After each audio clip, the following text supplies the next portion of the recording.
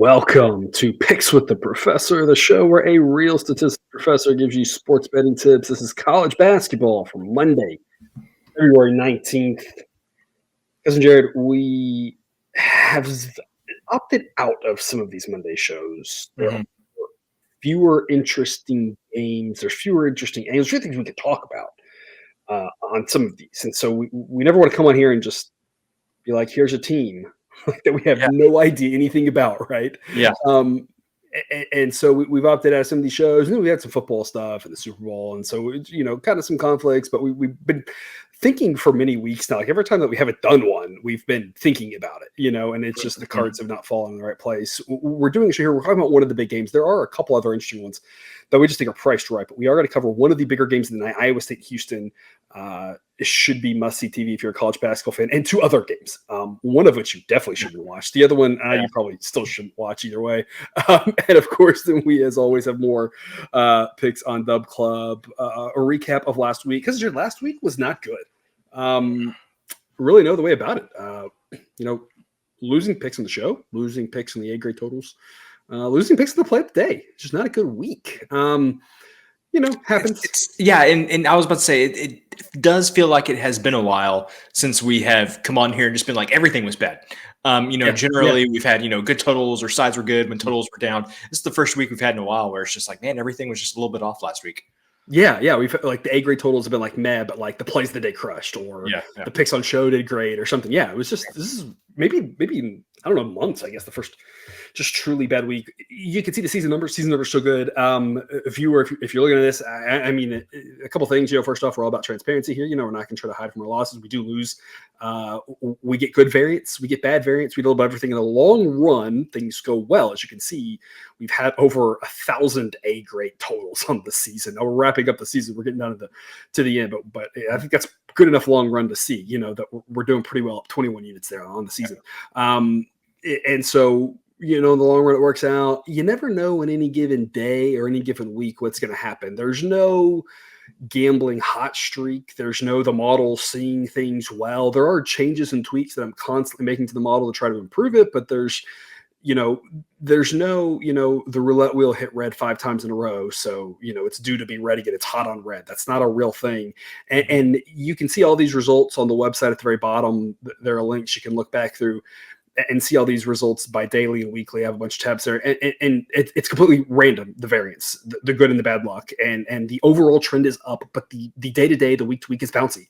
I say that to succinctly say, before we move into these picks, we've had weeks like this that have been terrible, and the next week has been just as bad. We've had weeks like this, and the next week's been fantastic. You have no idea. There's there's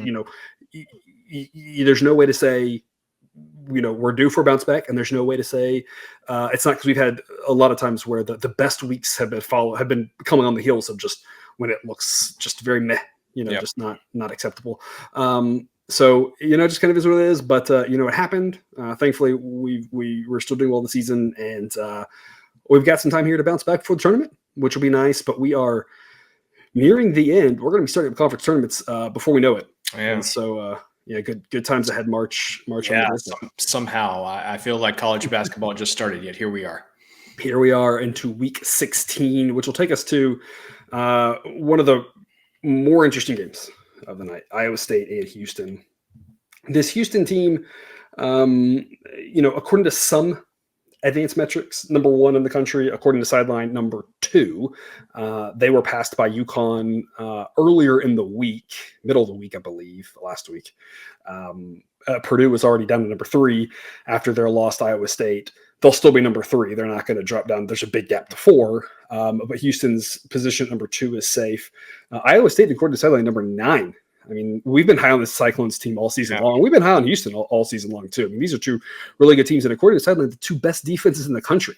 So this is why this is must-see TV. According to Sideline, the best game of the night. I think that's probably not really a tough case to make that it's the best game of the night. I think everyone would agree with that. Yeah. For the most part here, I'm not really saying anything too controversial. Because you were at Houston for the Texas-Houston game. Seeing a little bit of that. We're going to be in the Cyclones here. Plus 9.5. Model says Houston wins about an average of 8. A couple of reasons I like this pick. Obviously, I'd like 10. Even better, that push protection on that number. But a couple of reasons I like this. Number 1, once you get to 9.5, you have a chance of the fouls stop happening. It doesn't always happen. The bad variance we had last week, and I'm not saying we only lose because of bad variance. I'm just saying, we have good variance, we have bad variance. It works both ways. Sometimes you get lucky, sometimes you don't. One of the bad luck things we had last week, Saturday, there was a total. We had an under where the team's fouling down 15 with a minute to go. And sometimes teams foul down a little bit. You never know what's going to happen. But at 9.5, you have a chance that the team, obviously, will stop fouling.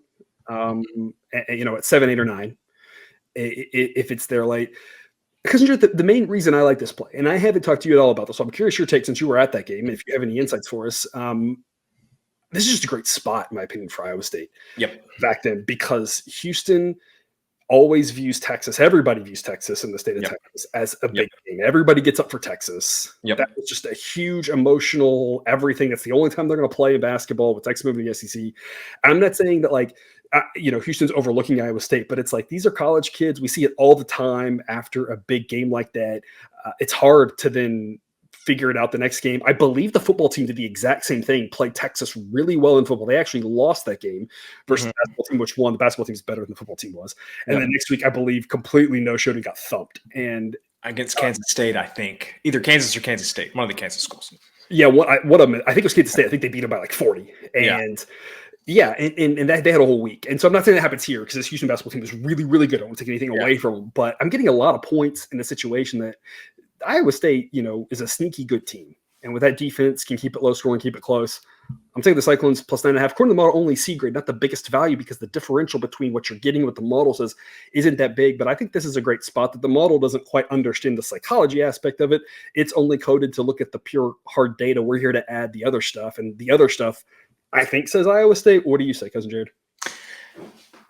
Okay, so yes, you are 100% correct in your analysis of that. This is a perfect spot for Iowa State. At that game on Saturday, CJ Stroud was there. Andre Ware was there. They were bringing out all of the big guns. The place was packed. They set an attendance record, standing room only, great atmosphere. And they are going to have to come out and play with the exact same emotion that they did with that Texas game if they want to handily beat this Iowa State 48 team. hours later. Yeah, to your point, because Iowa State's defense is really, really good. So I completely agree with what you said about the spot.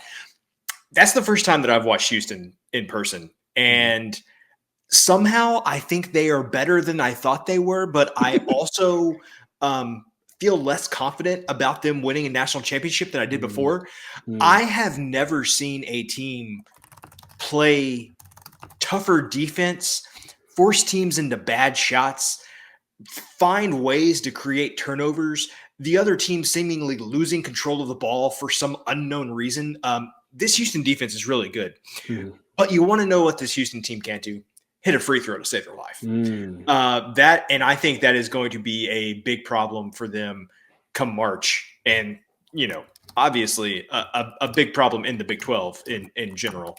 So I like taking 9.5 here because we talked about free throws. If it does get down to a free throw situation, I have not much faith in Houston hitting those free throws. Now, the problem is Iowa State, while a tad better than Houston shooting free throws, also not great. So this could cut both ways. I think that it's better to be this way of it because, Iowa State could cost themselves points in the middle of the game. We saw them do that against Baylor. But getting 9.5, what we're talking about more is the end-of-game free throw stuff. If Iowa State struggles to put the game away with their end-of-game free throw shooting and they win by 2 or lose by 2, we don't care, right? We're getting 9.5 points. So it's not a concern for us in that regard. Yep. So I like getting the 9.5 here because of the spot. And if Houston is up late, they are just not great with free throws. So I like this play as well. Seems like this is the kind of thing that you always have to keep in mind with college basketball is keep these spots in mind. And when you can get 9.5 points with a good team like Iowa State, you got to do it. Yeah. Houston free throw shooting 312th in the country. I mean, and it feels like 312. Like, I mean, I am not I never played basketball or anything. Sometimes they shoot it and just coming out of their hand. Yeah, just like you're like that looks off. Yeah, it looks off. So anyway, great. 312 is crazy. Houston is amazing, but free throws are a problem. Yeah, and of course they haven't lost a home game this year. I'm not expecting necessarily to lose this game. I'm just thinking there's a lot of ways they can win a tight one. Iowa Yep. State won the first game in Ames, and I expect a similar type of game. I don't think there is any magical like Houston can't play on the road or Houston whatever. I think if there's anything to be concerned about Houston, the biggest concern about Houston I think is that their defense is so insanely good that if you are not at a certain talent level, it just completely suffocates you and you lose by 40. And if you're good, there's some sort of where it doesn't quite affect you as much. And Yep. so against the top teams, they don't quite get that extra domination factor that makes them seem like the best team in the country when I think in reality, I think that's UConn. Mhm. So I think that, and that might hold against Iowa State here, but I don't think there's a home and road thing. I think you're going to have a game just like last time, those low scoring, great defense, tight Mhm. ball game.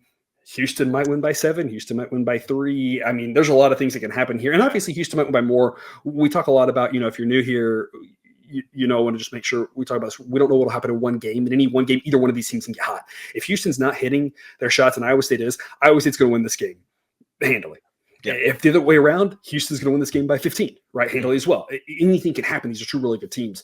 But in general, there's just a lot of ways that either Iowa State ekes one out or Houston wins by single digits. There's a Yeah. lot of ways it happens. And so the fact that we're getting minus 110 on plus 1.5 seems crazy to me. Yeah, and it's funny that you say that because I was sitting next to a season ticket holder for Houston basketball, and the team that he specifically brought up that he's most scared of is UConn. So it was very funny that you referenced UConn there. Yeah. Yeah. There's no real comparable games for this for Houston at home. All of their tough games so far seemingly have been on the road. I guess Mhm. they played Tech at home, but I think we're kind of seeing Tech's not Yeah. the greatest team in the world.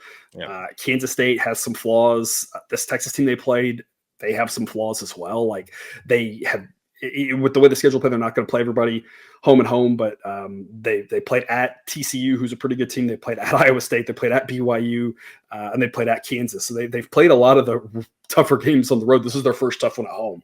Yep. So we'll see how they handle it here.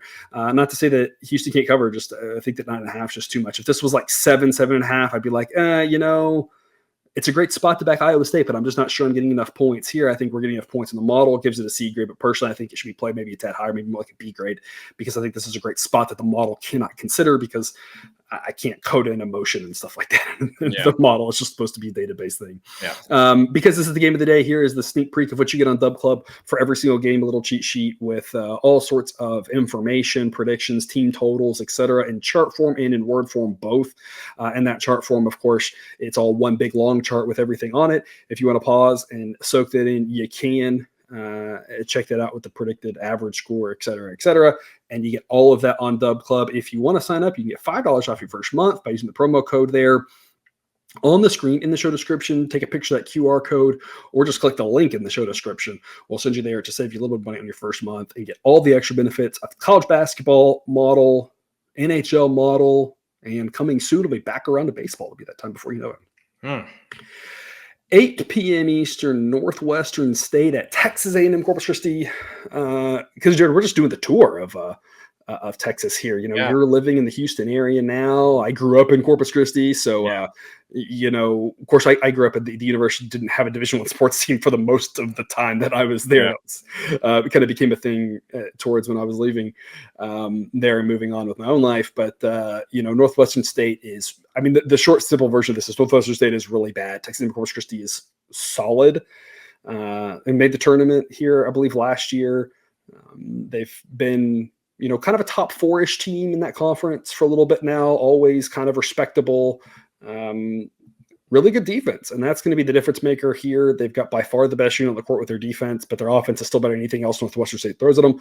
Model says Texas A&M Corpus Christi wins by an average 13.5 points. We're like 10.5 C grade. This is more of a C plus grade. Laying 10 gets you to a B according to the model. So if you can shop around and find a 10, you want to do that and lay the 10, get you that B grade. Cousin Jared, what's your take on this one? One thing that I have noticed with Texas A&M Corpus Christi here is they play an average pace, but they seem to have more trouble with teams that want to slow things down. And as bad as our friends Northwestern State, here might be. One thing that they don't necessarily try to do is slow it down. They play with an average pace. So I think that average pace combined with how bad Northwestern State is and how good this Texas A&M Corpus Christi defense is will allow us to cover this number. Corpus Christi, New Orleans, not a great team this year, but this Corpus Christi team has lost to them. They've lost to McNeese, but I'm going to give everybody. Yeah, McNeese is good. Yeah, losing to they've actually lost to McNeese twice, and then they lost to Nichols, who we know can get up and down the court and score some points. So again, Northwestern State does not fall into the category of a team that Texas A&M Corpus Christi has had issues with at home. I like laying the 10.5. Because this may surprise you. Texas A&M Corpus Christi against the spread this year, 16-4. That seems incredible. I mean, there might be a reason that I picked this, even though it was a C grade. Yeah, this is one of those things that we talk about all the time, that the model gives out a prediction and a projection and a grade on every single pick. And sometimes we use the model. We tend to tell people, for the most part, it doesn't always hold. But in general, what we've kind of formulated around these parts is that the A grades are plays that you can, for the most part, blindly back. I mean, that doesn't necessarily mean you should every single case, but like in general, the edge is large enough that as a group, they're going to work out for you. But as you drop down the tiers, it's kind of like look into it and see what it is and what you see. And then we always talk about, trying to figure out, maybe which teams the model's a little too high on, a little too low on. It's a dangerous exercise, but if you follow it long enough, you can kind of start seeing some of those trends. No model's perfect. It's built to do well overall. And it's going to have some teams that it's a little bit high, a little bit low on, something like that. So you can see something like this and kind of say, hey, the model kind of likes this, but they've been doing really well. That's a good recipe for backing them, that this is a plus expected value play, because in general, we think we're going to hit it, 55% of the time, maybe upper 50s, minus 110. That's going to be a profitable venture for us. So, Texas A&M Corpus Christi by 10.5, C grade pick. But as we mentioned, always shop around. We recommend having a handful of books at your disposal. And one of those books that you can add is BetUS. I always talk about them giving you a 125% first deposit bonus. Lots of free bets. You can sign up and get that promo with the link in the show description. BetUS, America's favorite sports book, where you can bet on everything anytime. Sportsbook, live betting, and casino. To celebrate 30 years in business, we have the best bonuses in the industry. Get a 125% sign-up bonus and up to 30 risk-free bets. So what are you waiting for? Join now. BetUS, where the game begins. And then we will wrap up the free pick show with Coppin State and Maryland Eastern Shore. Again, we are... you should not watch this game. I'm not sure I'm going to be able to be honest. Is there any question that I had a hand in producing this show? There is no question. Although to be fair, when we sometimes get to the Monday slates and the Friday slates, and we're kind of like, does anybody have anything we like at all? Because it's fewer games. But you can see it on screen there. Maryland Eastern Shore has the 360th ranked offense according to Sideline. There are 362 teams. Coppin State is one of the only two worse offenses. I mean, these are some terrible offenses. Maryland Eastern Shore doesn't really play overly slow, but Coppin State does. That produces a lot of low-scoring games. We're going to go under 127. It's a B grade pick. Sideline says an average of 122 points is what we should be looking at. So the fact that we get all these winners in the 120s and that we only lose in the 120s, 128, 129 makes us for a pretty good investment. Because Jared, tell us more. I mean, I had to do a double take when I saw that Coppin State's offensive rating was all the way down to a 57. We are talking. I mean, they're keeping company with Mississippi Valley State down there, a team that we thought, did they need basically their own tier because they were so bad this season? And Coppin's right down there with them, and somehow the difference is that Mississippi Valley State's defense is also, very bad. Whereas Coppin State's defense is not quite as terrible. That's a big part of this play. And then of course Maryland Eastern Shore somehow 10 whole points better, but the next team. Yeah. So these are two of the three worst offenses in college basketball going at it. And somehow by comparison, both of these defenses are much better. The pace in this game, nothing really to write home about. It's going to be average. We have seen time and time again with Mississippi Valley State, especially when they have played the faster paced teams in the SWAC. Like the offense is so bad that it really doesn't matter what the pace is, and seemingly that bad offense is going to overcome everything, that they will still be able to go under numbers that you would not think they would be able to go under. But they continue to impress us with their offensive ineptitude. So I think we're going to see the exact same thing from these two teams, just a level of offensive ineptitude that we literally may have not seen in college basketball. It's just a crazy matchup. And I mean, Mississippi Valley State's really, in a class of their own as a team, and the fact that we're talking about Coppin State's offense in that same category is crazy. The other teams that end up with lower scoring games, when you look at the sideline ratings of offensive incompetency, are teams that play just at snail paces. You have a team like Army who's got good on offense and plays really slow. Wagner, not good on offense, plays really slow, et cetera, et cetera. So that's the kind of company that you've got with a team like Coppin State and theirs is obviously less pace based. Because their pace isn't fast, but it's not like as slow as a team like Wagner, who's really, trying to take care of the ball. And of course, Virginia as well, but Virginia, has a reasonable offense. Yeah.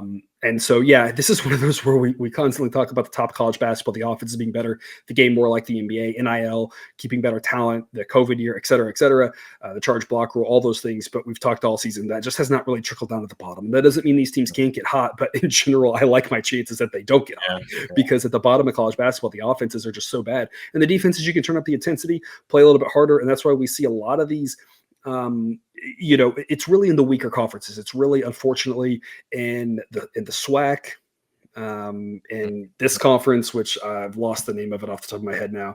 And then the Patriot League is the other one I was thinking of, where you have these bottom conferences. The MEAC. MEAC, yes, thank you. The MEAC. You see it a little bit sometimes in the MAC as well, which is another weaker conference where it's like the kids can play harder on defense, and that's good because that's what they should be doing. And what it turns into is you end up with, you'll randomly see like a 49-47 game, and you're like, wow, like that's just not what you're seeing a lot, unless like Virginia's involved, and then Virginia's like, whatever, that's just what they're going to do. Doesn't count. Yeah, it doesn't count. So 127, that's just a lot of points. This feels like a first to 60 wins type game. So under 127, B grade pick model thinks low 120s, which wraps us up. There's our free show recap. We've got more picks coming on the other side of the outro music and slide, some information if you're new around here, some reminders of general practices and guidelines that we operate with here. Cousin Jared, until we take that break, do you have any parting words for the viewer? Like I said, I sat next to a Houston season ticket holder at the basketball game. He also has football season tickets, so I may or may not be trying to find a way to get to a good Houston game this coming season. So yeah, I mean that sounds like a lot of fun for sure. All right, that's all we got in for you here. Outro slides on your way. If you're with us on Dub Club, you've got a different link from everybody else, and you'll be able to watch us talk about the plays of the day and more after the break.